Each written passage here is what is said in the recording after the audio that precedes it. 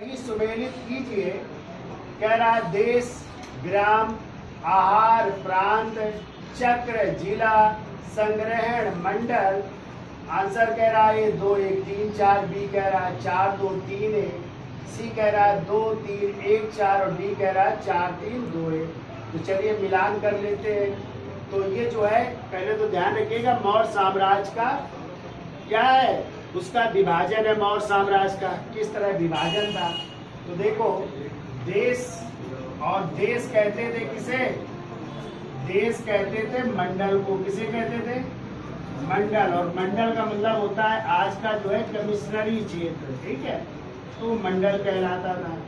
फिर कह रहा है आहार, आहार कहते थे जिले को, और जिले का ही दूसरा नाम था विषय, पति कहलाता था, या विषय भी कहते थे, और इसका अधिकारी विषय पति कहलाता था, ठीक है। तो आहार का मतलब क्या होता था, जिला या विषय, ठीक है। फिर कह रहा है चक्र, तो चक्र कहते थे किसे, प्रांत को। किसे कहते थे, साम्राज्य जो है कई प्रांतों में विभक्त होता था, जिसे क्या कहते थे, चक्र कहते थे।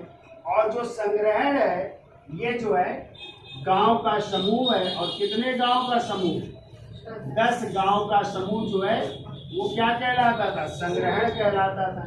जैसे यदि आ जाए स्थानीय, क्या होता था, तो स्थानीय होता था 800 गांव का समूह। कितने गांव का, 800 गांव का समूह होता था।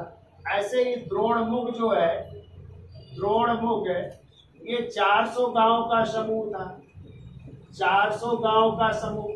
फिर होता था खारवटिक, खारवटिक होता था 200 गांव का समूह, 200 गांव का समूह खारवटिक होता था।